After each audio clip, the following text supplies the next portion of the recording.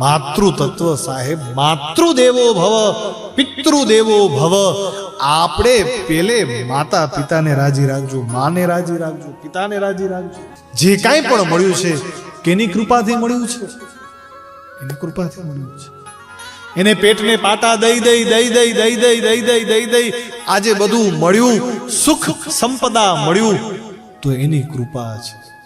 ભગવાન કૃષ્ણ પણ પોતાની માને સાહેબ બહુ ભગવાન સવારના પોરમાં જ 5 જણાને પગે લાગે છે. કૃષ્ણ ભગવાન ગુરુને, ગાયને, બ્રાહ્મણને, પિતાને અને માતાને. ભગવાન કૃષ્ણ બ્રહ્મ મુહૂર્ત ઉઠાય, લખ્યું છે કથામાં કે ભગવાન એટલા વેલા ઉઠી 5 જણાને પગે લાગે, છેલ્લે માને પગે લાગે છે. અને માને પગે ન લાગે, માના ખોળામાં માથું મૂકી દે.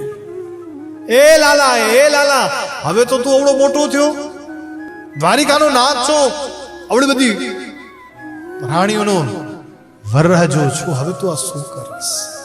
માં દુનિયાનો મોટો પણ માડીનો છોટો. માં તે માં, બીજા બધા વગડાના.